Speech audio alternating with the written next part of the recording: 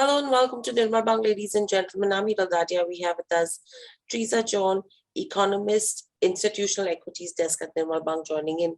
Teresa, welcome to the show. My first question coming to you is, overall, RBI has continued with their accommodative stance. Secondly, they've kept the interest rates on hold as well. And clearly, they've mentioned that till the growth recovers on a sustainable and durable basis, till then, we will continue with a similar fashion. What's your view? Yes, so the RBI, as you rightly said, has continued with the accommodative stance, but we were not expecting a change in stance as such. Consensus expectation was that there would be a reverse repo, at least reverse repo rate hike, at least at the margin. That is what even we were also expecting, at least a 15 to 20 basis point hike in the reverse repo. But as the governor rightly noted, this was mainly because the actual reverse repo rate, the effective reverse repo rate has already gone up from around 3.37% in August to around 3.87% as on 4th of February, because of the large amount of liquidity being shifted to the variable rate reverse repo window. So that was the premise for the expectation of a reverse repo rate hike. But clearly, they have chosen to continue with the accommodative stand and also not change rates at all. And what the governor actually said was that that the rates being kept on hold was in line with the accommodative stance. My personal take is that probably, apart from the concerns around Omicron, there was also the concern about the sharp spike in bond yields that happened after the budget because of the huge government borrowing program. So the auction schedule for today, actually 11th of February, has also been cancelled. So I think the RBI did not want to spook the markets too much by hiking the reverse repo rate, and that's also probably one of the reasons why the rates were kept unchanged. We'll have to see what happens in April and beyond, because it seems like the Fed will start hiking. Probably latest by March, going by the US inflation number that we have just seen yesterday at 7.5%.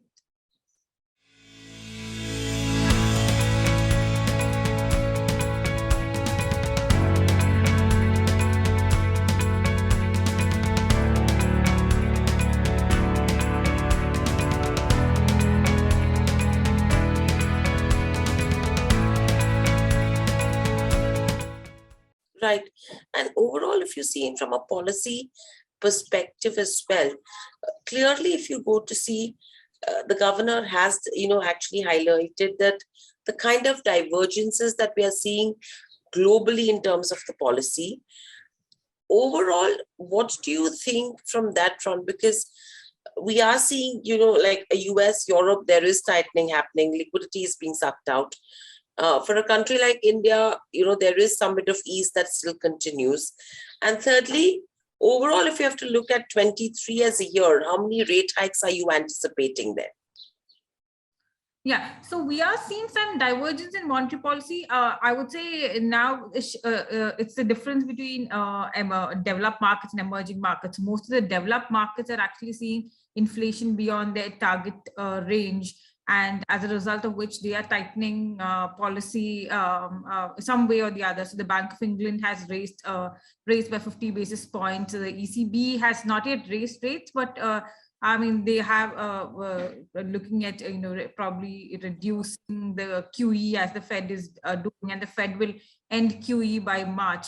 Whereas on the other hand, you have China, which is actually cut their reverse repo or their reserve requirements in December, and there's been some easing that has happened over the last 2 to 3 months. So that's completely divergent. So in India, we're maintaining status quo. We're not easing policy as such. On the liquidity front in India as well, there has been tightening. But it remains to be seen how long, at least in the quantum of rate hikes, we're definitely not expecting India to follow what the US is doing. our base case assumption now is that there will be probably maybe a 50 basis point rate hike for the whole of FY23. We are seeing 50 to 75 basis points, but I'd see increasing probability that will probably be a 50 basis point after what the RBI has done yesterday. So in terms of rate hikes, India will definitely not follow the US in terms of quantum of rate hikes, but directionally, if we can go completely different from what the Fed is doing, that I think that remains to be seen. Last time around, that was not possible during the taper tantrum. We definitely have stronger lines of defense, in particularly in terms of a high FX reserves and as well as a relatively low current account deficit. But whether the complete divergence is possible, that remains to be seen. That said, even on the US rate hike front, the tightening has happened faster than anticipated.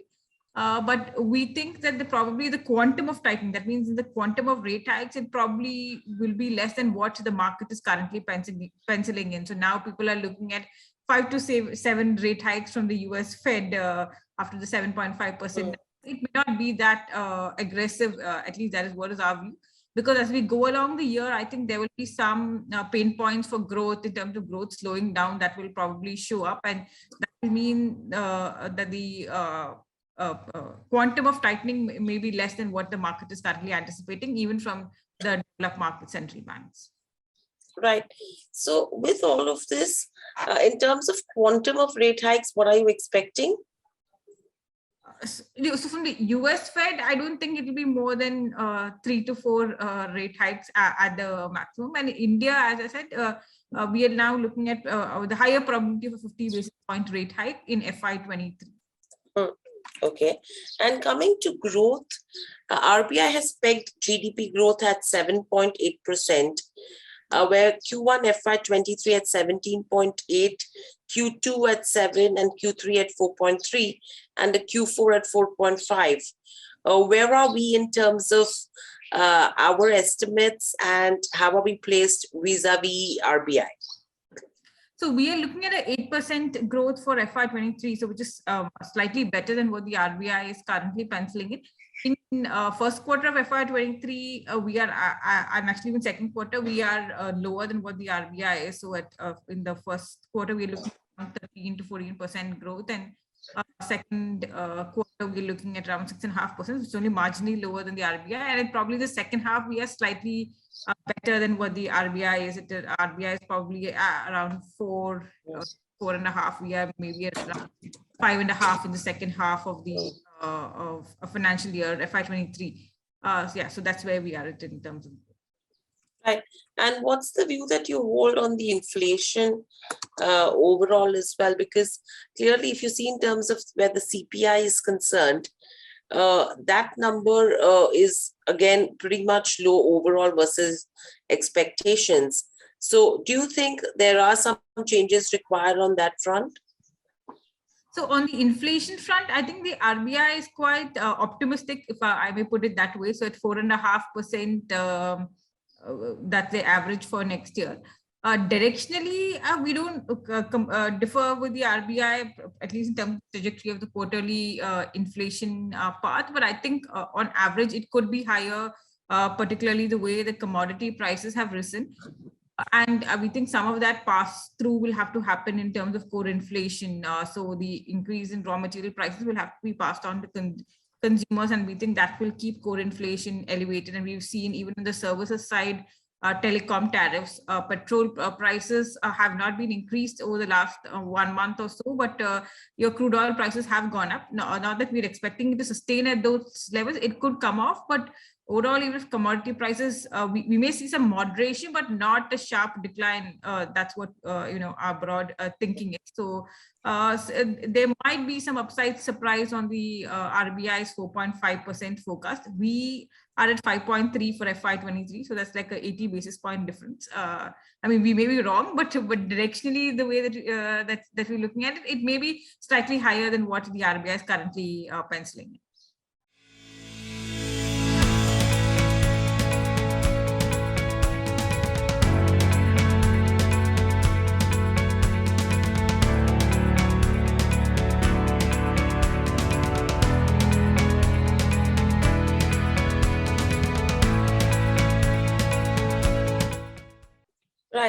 And overall, with all of this put together, what's the kind of impact are we expecting with regards to where the yields are concerned? And in what way do you think that the RBI could come and support the market as well? Yeah, so on the yields front, for this week the auction has been cancelled, and there were only 2 more auctions scheduled, at least on the GSEC side, for the rest of FY22. So for FY22, I mean, that's the next 1.5 months, we're looking at a trading range of 6.5 to 6.75. But once the auctions start again that is the GSEC auction start again from April onwards, there is a huge supply pressure.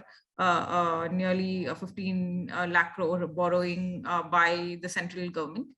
So then we think the trading range could be in the range of 6.5 to 7%. RBI, compared to what it has done in the past 2 years, the support that it can provide in terms of OMOs will be much less, mainly because the liquidity regime has already shifted. So we're going to a relatively tighter liquidity regime. So the money that will inject in terms of OMOs is going to be far less. At the same time, you're seeing a pickup in bank credit growth as well, working with like a 13% credit growth for FY23. I mean, again, the numbers may be a little bit here or there, but broadly, in terms of trend, it's a pickup. There is a pickup in credit growth. So the support that can come through from banks as well in terms of bank demand for GSECs is going to be lower. So that's why we think the yields will rise. But RBI may come in and support for one measure that they can take is to increase the HTM limit or extend the which is the held to maturity bucket for the commercial banks. Right now it's around 21% of their bank's total book can be held in as held to maturity. So probably that could be extended. And so what the RBI had done in FY22, which is the current year, is that all securities bought between April of 2021 and March 2022 can that a certain portion of that can be held in the held to maturity bucket. So there could be a similar dispensation that can be undertaken for FY23 as well. Right now, there has been no announcement to that effect, but that can be done, in the April policy or out of the policy as well. So that is something that can be done. Secondly, they can OMOs, because of the liquidity regime that we are in, looks difficult, but they can do operation twist, which is liquidity neutral, but at the same time, it's yield curve control.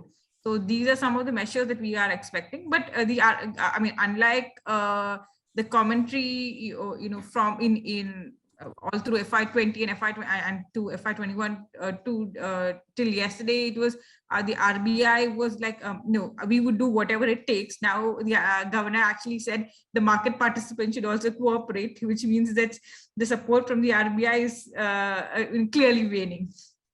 Even though it will be there, but to a much lesser extent when compared to FY20 and FY21. Right. And overall, Teresa, from what we've discussed so far, any other points that you think we would have missed, which are important to be noted? So I think one additional measure that was taken yesterday was the increase in the VRR regime for foreign portfolio investors, which is the voluntary retention route. Under the voluntary retention route, the foreign portfolio investors invest in India with for a longer time frame. So basically, if you come in under the voluntary retention route, then you have to hold the securities for a period of at least for a minimum of 3 years. So that limit has, or the upper limit under the VRR route has been increased from 1.5 lakh crore to 1.5 trillion rupees to 2.5 trillion rupees. This is a positive because once the money comes in, the money will stay in India. So it's not hot money. And particularly that given that we are in an environment of taper and there is a chance of portfolio outflows, the money that comes in under the VRR route will stay for longer.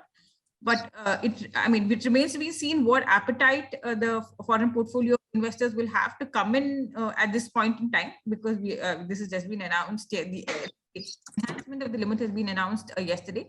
But if they do come in, this is a good money which is here to stay for at least 3 years. So I think that is a positive. From a bond market perspective as well, I think that is marginally positive. Right. So overall, that's the view coming in with regards to where, the economy goes, what the RBI could do, and how we could look at inflation and GDP from here on. Thank you, Teresa, so much for joining us on the show and giving us insights. As always, it's a pleasure to speak to you. Thank you. Stay safe. Thank you, Hira. Subscribe to our YouTube channel for in-depth interviews of India Inc. and press the bell icon so that you do not miss our updates.